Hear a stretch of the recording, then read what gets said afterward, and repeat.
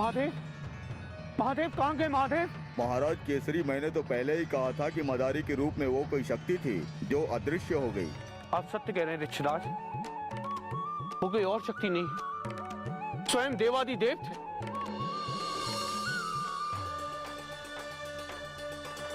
यदि वो साक्षात शिव थे तो इससे शुभ और सुखद समाचार और क्या हो सकता है महाराज केसरी? आपसे बड़ा सौभाग्यशाली कौन हो सकता है जिससे साक्षात शिव के दर्शन प्राप्त हुए? अब तो आप विश्वास कर लें कि हनुमान इस समय जहाँ पर भी हैं, वहीं उनकी आवश्यकता है। यूं समझ लीजिए महाराज कि हम श्री हरि के भक्त हैं और अयोध्या जा रहे हैं। आप भी अयोध्या जा रहे हैं तो मैं भी आपके साथ चलूंगा। महाराज, वैसे तो हम कोई ज्योतिषी नहीं है, किंतु इतना ज्ञान अवश्य है कि भविष्य में जो होना है वो होकर रहेगा। यदि हनुमान को अयोध्या जाना है तो उसे कोई रोक नहीं सकता। हो सकता है कि इन्हीं बंधनों को रोकने के लिए आपका आगमन हुआ हो, परंतु आपको अनुमति तो लेनी ही होगी हनुमान। पिताश्री, आप मुझे अयोध्या जाने की अनुमति दीजिए ना।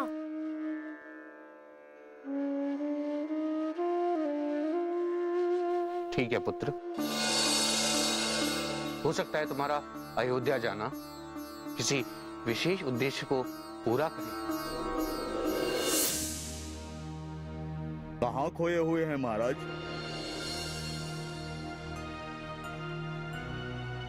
मुझे सत्य का ज्ञान हो गया है ऋषिराज।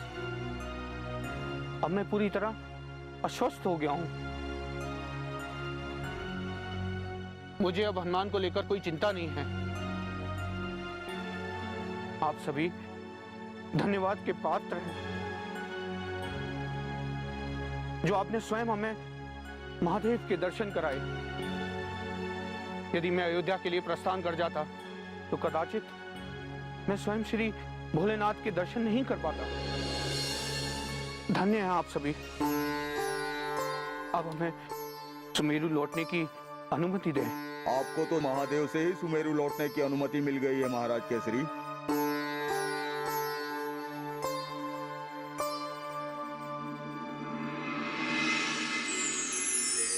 आपकी लीला अद्भुत है स्वामी। सुमेरुपति केसरी को तो आपने अपना भेद बता दिया, पर अयोध्यापति दशरथ अंत तक आपका रहस्य नहीं समझ सके। धरती लोक में हमें ऐसी लीलाएं करनी पड़ती हैं देवी। यदि अयोध्या में हम अपना सत्य प्रकट कर देते तो आज श्री राम और हनुमान का स्वाभाविक मैत्री नहीं हो पाती। हाँ स्वामी, उनकी मैत्री देखकर ऐसा लगता है जैसे वो एक दूसरे के लिए बने हैं। उन्हें देखकर ऐसा लग रहा है कि इनका रिश्ता जन्म जन्मांतर का हो। सत्य तो यह है देवी, यह संबंध हरि और हर का है। हरि हमारे हैं और हम हरि के। सृष्टि का समस्त कार्य व्यापार हमसे ही संचालित होता है। तो क्या श्री राम जान गए हैं कि हनुमान आपके अवतार हैं? श्री राम ही नहीं देवी, हनुमान भी यह जानते हैं कि श्री राम श्री हरि विष्णु के अवतार हैं। यदि दोनों इस सत्य को जानते हैं स्वामी, तो आपको ऐसी लीला करने की क्या आवश्यकता थी? आप यह भूल रही हैं देवी कि हरि और हर के मिलन की अद्भुत घटना धरती लोक में घटित हुई है। और धरती लोक में यदि यह रहस्य प्रकट हो जाता तो श्री हरि के मनोज अवतार और हमारे वानर अवतार का उद्देश्य कदापि पूर्ण नहीं हो पाता। नारायण नारायण।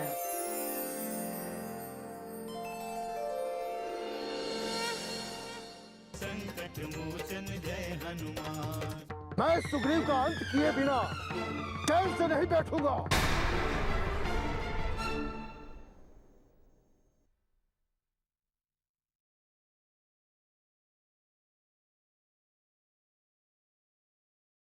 संकट मोचन जय हनुमान। बड़े प्रसन्न दिखाई दे रहे हैं देव ऋषि। लगता है स्वामी देवऋषि नारद ने भी आपकी अद्भुत लीला का आनंद लिया है।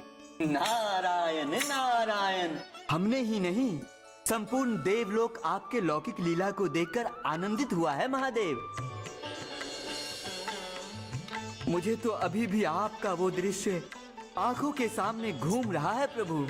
हमारी लीला का सबसे सुखद सत्य यह है कि हम अपने उद्देश्य में पूर्णतः सफल रहे,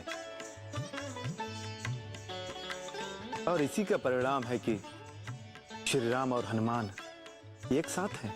नारायण नारायण, लगता है श्री राम और हनुमान की लीला अभी से शुरू हो जाएगी प्रभु। यह तो आने वाला समय ही सुनिश्चित करेगा देव ऋषि। ये तो ठीक है स्वामी, पर आपके उस भक्त का क्या होगा जो भक्ति के नाम पर अपने अनुज सुग्रीव पर घात करने के लिए ऋष्यमुख पर्वत पहुंच चुका है। देवी पार्वती, बाली यह कदाचित भूल गया है कि मतंग ऋषि ने उसे श्राप दिया है।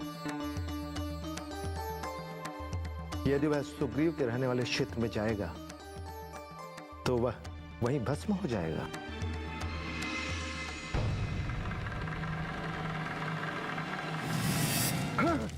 नहीं, कोई भी मेरा मार्ग नहीं रोक सकता। कोई भी नहीं, कोई भी नहीं, कोई भी नहीं, कोई भी नहीं। तेरी माया काम नहीं आएगा सुग्रीव। मैं स्वयं अपने हाथों से तेरा वन हारूंगा।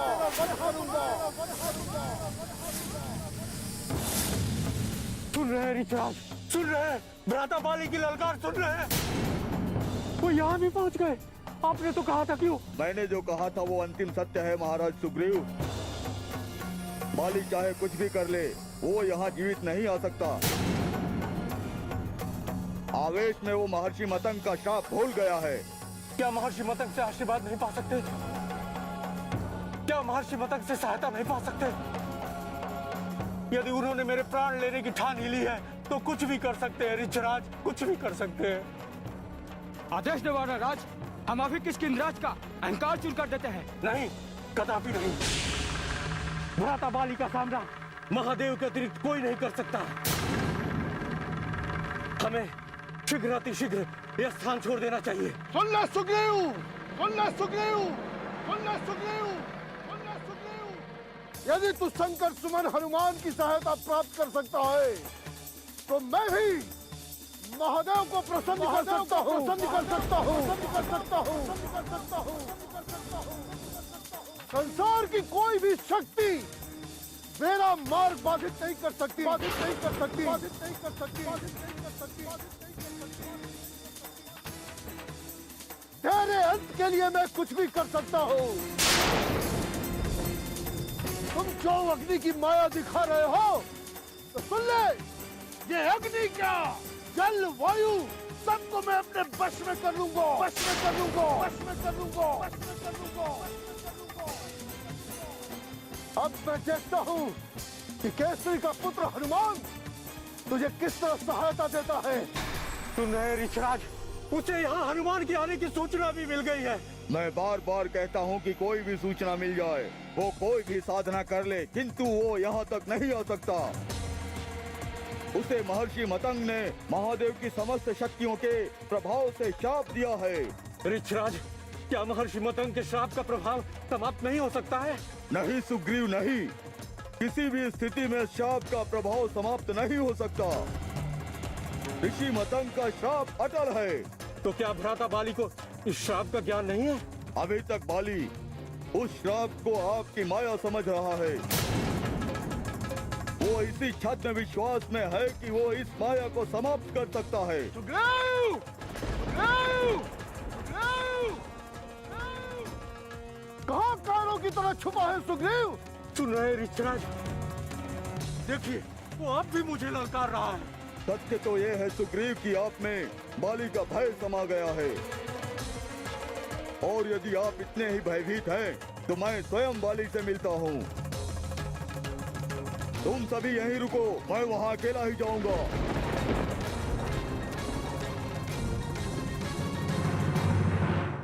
इंद्रराज, ऋचराज, आपने जो किया है वो उचित नहीं किया है। आप न्याय के पक्षधर होते हुए भी अन्याय किए हैं, घोर अन्याय। न्याय और अन्याय का निर्धारण आप नहीं कर सकते महाराज बाली। आपके लिए जो अन्याय है, हो सकता है मेरे लिए वो न्याय हो, और उसी प्रकार आपके लिए जो न्याय है वो मेरे लिए अन्याय हो सकता है। आप कहना क्या चाहते हैं ऋचराज? मैं अन्यायी हूँ? किसके साथ अन्याय किया है मैंने?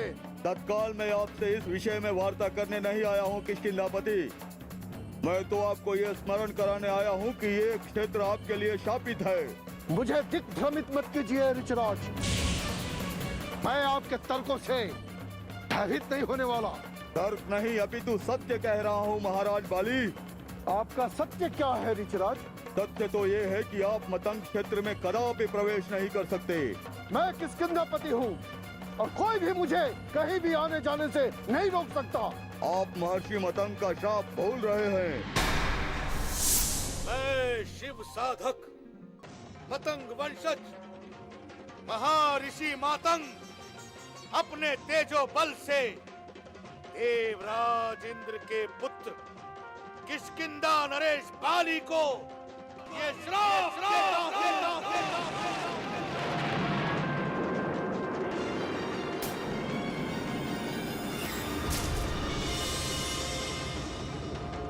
कि जैसे ही वो ऋषि मुख पर्वत के समीप आएगा, मृत्यु को प्राप्त होगा।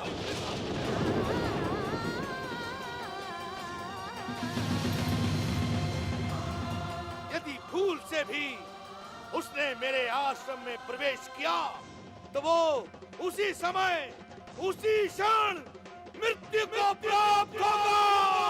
मृत्यु को प्राप्त होगा। मृत्यु को प्राप्त होगा। यदि जानते हुए भी आप कोई भूल करेंगे तो परिणाम अशुभ होगा।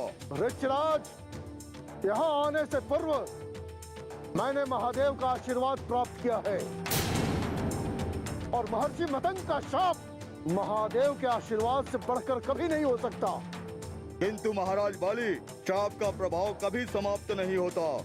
ऋचराज, यदि महर्षि मतंग महादेव का आशीर्वाद प्राप्त करके मुझे शाप दे सकते हैं तो मैं भी महादेव का आशीर्वाद प्राप्त करके इन शापों पर विजय प्राप्त कर सकता हूँ। क्या आपने बाली पर इतनी बड़ी कृपा कर दी है स्वामी? विनाश काले विपरीत बुद्धि। विनाश काल में बुद्धि नष्ट हो जाती है देवी। उन्मदवश बाली भ्रमित हो गया है, तो श्राप को भी आशीर्वाद समझने लगा है। पुनः वो जामवंत से ऐसी बातें क्यों कर रहा है स्वामी? क्या वो अपनी मृत्यु के सत्य को भी भूल गया है? चंद अहंकार विनाश का कारण बनता है देवी। सत्य तो यह है देवी कि बाली भय से ग्रसित है। उसे अपने प्राणों का मोह है। उसे यह ज्ञात हो चुका है देवी कि हनुमान सुग्रीव के सहायक होंगे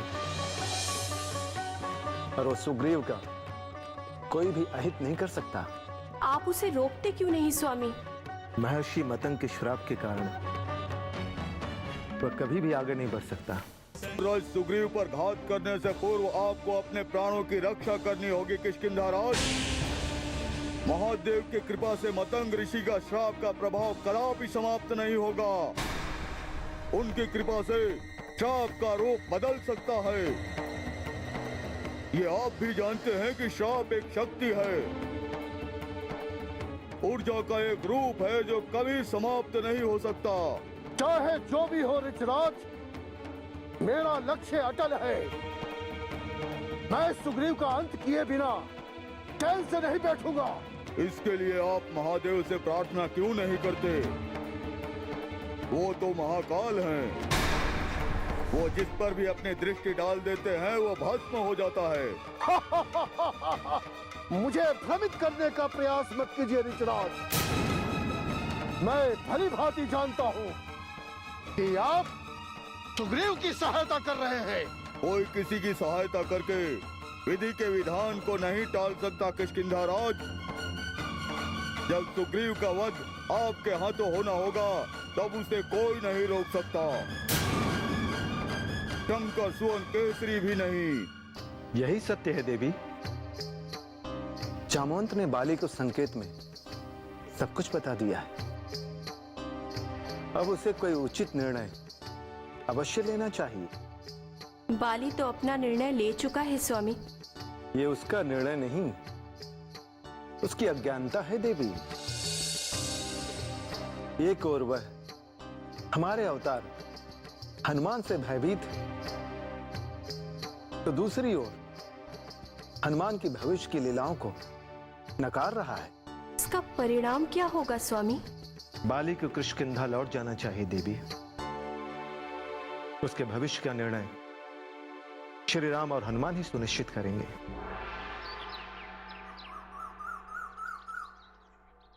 मेरे भविष्य का निर्णय तो पहले ही सुनिश्चित हो गया है श्री राम जी। माते ने मुझे बताया है कि मुझे ढेर सारे देवताओं का आशीर्वाद मिला है। उन्हीं के आशीर्वाद के कारण मैं इतना शक्तिशाली हूँ। मेरे एक गदा के प्रहार से मैंने बड़े बड़े वीरों को ढेर कर दिया है। मैं भूत और पिशाच को तो कुछ समझता ही नहीं हूँ। एक बार गुरुदेव के आश्रम में भूतों ने उत्पात मचाना आरंभ कर दिया था।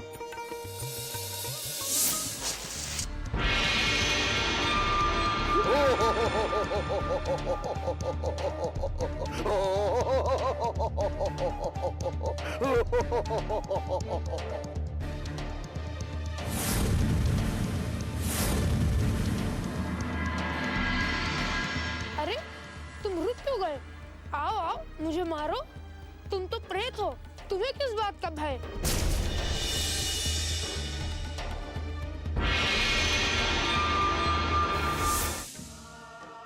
ऐसी तो कई कथाएं हैं श्री राम जी, परंतु ये सब जो मैंने किया वो अपनी अल्पबुद्धि से किया। हम वानरों को बुद्धि ही कितनी होती है। बल के साथ साथ ज्ञान भी जरूरी होता है। आप तो कितने ज्ञानी हैं, आप तो भगवान हैं। आपके मार्गदर्शन से मैं भी कुछ कर सकता हूँ। हनुमान, तुम्हारे पास सब कुछ है, बल, बुद्धि, विवेक, सब कुछ। तुम्हारी कथा सुनकर मैं जान गया कि तुमने जो भी किया उचित किया। नारायण नारायण। श्री हरि विष्णु और माता लक्ष्मी को मेरा प्रणाम स्वीकार हो। आइए देवर्षि नारद, बहुत दिनों बाद आना हुआ। नारायण नारायण। देवाधिदेव महादेव की लीलाओं का आनंद ले रहा था मैं। आपके मनुज अवतार श्री राम और हनुमान का मिलन तो हो गया। हनुमान श्री राम के सानिध्य का आनंद भी ले रहे हैं, किंतु सुग्रीव के भविष्य का क्या होगा? बाली अब भी सुग्रीव के लिए संकट का कारण बना हुआ है प्रभु।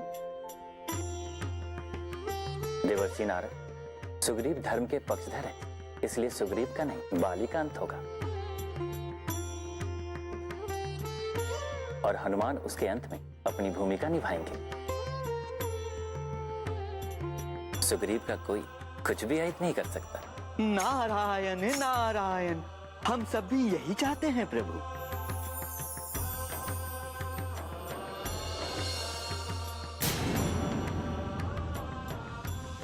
राक्षस इसका कुछ नहीं कर सकते। ये राक्षसों का अंत करके ही आएगा।